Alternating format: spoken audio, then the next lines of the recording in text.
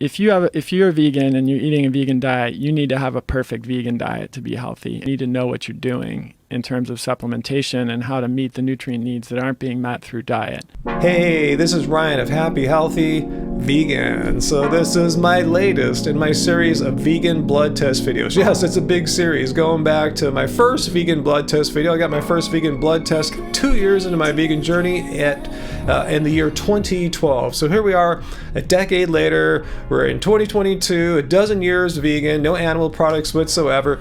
And I probably didn't mention this in the title. I'm 55 years old. So to your average non-vegan and skeptic and detractor, you might think, hey, this guy should have some pretty not good blood tests. Like my dad's his age and his blood tests are awful. Dad's not vegan, probably, right? Anyway, so I'm 55, no animal products all these years. Some horrible things you would think have gone wrong. So we'll go through my blood tests and look at the important markers that you guys should be concerned about. We're not going to cover every last thing. I don't think most of us have the understanding, background, and training to make sense of them all, but we'll look at the ones that most people should be interested in, whether you're vegan or not. So let's start off with, am I diabetic? Because you might not know, I've been having banana smoothies now for maybe 8-9 years. We're talking big banana smoothies too, like 6, 7, 8, sometimes 9 bananas. And I have lots of carbohydrate rich foods like say potatoes and rice. So your average, like say low carb keto person would say, my God, that person should be fully diabetic. Guidelines for carbohydrates by the American Diabetes Association is 40 to 60 grams of carbohydrate a day. This is insane. How much carbohydrate do we need, or how much do we require? 0. We don't need carbohydrates. In fact, we're better without carbohydrate. Well, that's an interesting opinion. I personally have yet to see any organization of health professionals come out and say that we are better off without any carbohydrates in our diet. I mean, that sounds like a pretty extreme claim, and that demands some extreme evidence, which I haven't seen of yet. But anyway, let's get back to my diabetes markers here, because, you know, Dr. Eric Berg there would think I'm totally diabetic. If you were to tell him how many bananas I've had and how much rice and beans and potatoes I've had over the years, you'd think I'm full-blown diabetic. Well, my fasting glucose and hemoglobin A1C markers beg to differ, as they always have been on all my past blood tests. My fasting glucose, you want to be below 100, and I'm at 88, which is usually where I'm at all the time. Never been even close to 100 for fasting glucose. And hemoglobin A1C, anything below 5.7 is fine. Once you're above that, you're in pre-diabetic, and once you're above 6.4, that's a marker for diabetes. And I've been stuck at 5.5 for many, many years. So either I'm some kind of genetic freak who can eat all the carbohydrates he wants with zero penalty when it comes to diabetes, or all this talk about carbs being so dangerous for you, you're going to get diabetes and all this. Is just a bunch of nonsense. Oh, by the way, I'm not a health professional, medical doctor, or health expert, or anything like that. I'm just 12-year vegan going through my blood tests here. So yeah, don't take anything I say here as like professional advice. Go consult with your doctor or health professional if you really want to truly understand blood tests. So anyway, let's talk about a few things that non-vegans are concerned about, like calcium and protein. And if you look at my serum calcium, it's always fine. And for protein, you can look at 2 markers. Protein and albumin. Am I pronouncing that right, guys? Let me know down below. I don't know much about what albumin is, but I know it's a marker for having sufficient protein from what I understand. So once again, as always, calcium, protein, albumin, totally fine. So a decade into veganism, still waiting for that protein deficiency to kick in, still waiting for calcium deficiency to kick in since I don't have any dairy. Or again, it's just complete nonsense. These myths that you hear, how you have to have animal products to get sufficient nutrition. Speaking of a nutrient of concern, let's talk about vitamin B12. The reason I call it a nutrient of concern is whether you're vegan or not, you should be concerned about B12, because as I learned early on in my vegan journey, that a good chunk of people, not vegans, about 40% of Americans, people who have animal products in their diet regularly, are either deficient or dangerously low in their B12 markers. So it'd be prudent for most people, unless they're getting their blood tested all the time, they know their B12 levels are fine, most people would be served well by taking a B12 supplement. And that's exactly what I started doing around 2015 or so. And I wasn't deficient when I made that decision. If you look at this past blood test from 2013, 3 years into my vegan journey, I had sufficiently strong B12, wasn't even close to deficient, but as I said, I learned that, it's just a nutrient of concern. A lot of people have trouble absorbing B12, and I thought I'd be a good example and start taking a B12 supplement. And ever since then,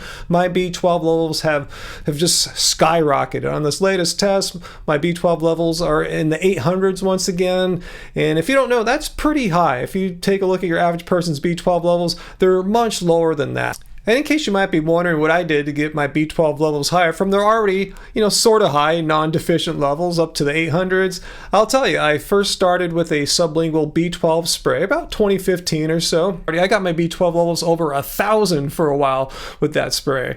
And that's when I was using the spray on a near daily basis. Since then, I've backed down. I don't think I really need to have B12 levels around 1,000. And what I've been doing for the past few years is using it maybe once every 3 or 4 or 5 days. Nothing too religious. And then also I've been getting additional B12 from my protein supplement, strangely. I started taking this Clean Machine Green Protein back around 2018, 2019 when I started getting more into adding some strength training into my basketball training.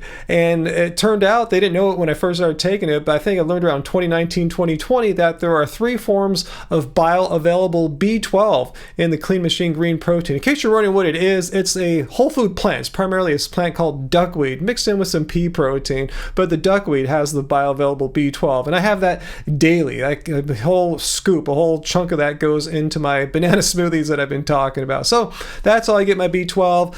And this is where I'm at right now with nice, B12 levels in the 800s, using the B12 spray once every 3, 4, 5, 6 days, and the Clean Machine Green Protein duckweed every day. And I'll also put a link down in the show notes to my link to Clean Machine Green Protein for your discount. You can save 10% if you use our code HAPPYVEGAN. This is not a paid video or anything like that. They don't even know I'm making this, but I'm an affiliate of theirs, and I'm a friend of theirs. They're a fully vegan company.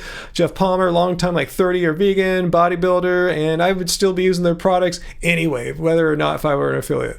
All right, so next let's talk about vitamin D, which is an odd one to talk about in my opinion because it's not necessarily something you get from diet. It's more of a nutrient, as far as I understand, you get from absorbing ultraviolet rays from the sun, which can be a problem for some people. If you're indoors all day or if you live at a higher latitude, particularly in the wintertime, you might not get enough hours or minutes in the day to get sufficient UV from sunlight. So some of us should take supplements, and I'm not sure if I need to or not, but I hadn't taken any vitamin D supplements my entire life until this year. On my blood test from 2021, I was a little bit below 30. For the first time, I'm usually in the low 30s in vitamin D. So, okay, I was 28. I didn't worry too much about it. So this year, I got a vitamin D supplement from Clean Machine, and it's like a bottle of like maybe 30, and I only think I maybe took half of them, so maybe 15 pills in the past like maybe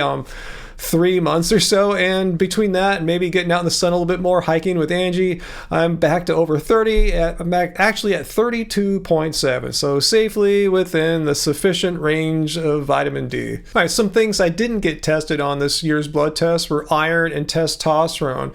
It didn't occur to me that iron is not normally included on all blood panels that you get done at a lab. You have to request it at many places. I didn't think to ask my doctors to request iron this time, so it's always been strong, but I didn't get it tested this time. It is what it is.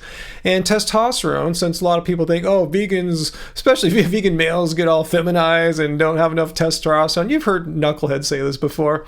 Lack of saturated fat and cholesterol, dietary cholesterol and saturated fat, leads to hormonal imbalances, leads to your body having a harder time producing sex hormones. So anyway, I got my testosterone tested on my last 2 blood tests, and both times they were high. In fact, they were super high. I mean, remember, I'm 55 years old, and my testosterone levels, both free and total testosterone, would be quite strong for a young man in his testosterone producing prime years of his late 20s.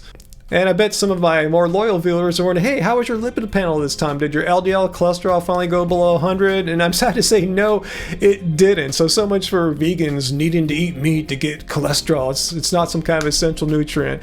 And in fact, this blood lab was ordered by my cardiologist who I went to meet with, because I wanted to see why my LDL is over 100 and it's something I should be concerned about. And I'll stop you right now. If you want to fantasize about how I eat, I'll tell you right now. We eat a whole food, plant-based diet. We have 2 books full of whole food plant-based recipes, and that's what we eat day in and day out. But yes, we do leave the house sometimes, so sometimes I'm forced to have some fake vegan meat burger or something like that. That is higher in saturated fat. So yeah, that's how I eat. Pretty clean. That's why I'm visiting a cardiologist. And in addition to eating a whole food plant-based diet, I do exercise quite a bit, probably more than your average 55-year-old. I exercise on average 66 minutes a day. I have a high VO2 max, and my resting heart rate is 53. So anyway, I just got these tests back, and I thought I'd share them with you guys, particularly all these markers that are of concern for, vegans, and show you that, yeah, you can be 50-plus-year-old vegan, 12-odd years, and not be deficient in all these things. And I'm anxious to meet back with my cardiologist and see what she says, and I'll let you know more once that all happens. So anyway, guys, hit like, share this video, and subscribe to our channel, and join our channel. Become a channel member. That's the join button right up there next to the subscribe button. We have all sorts of perks and all different levels of membership. So anyway, guys, I'll see you on my Friday live stream, 6 p.m. Pacific Standard Time. And remember, doesn't suck being vegan. Bye, guys.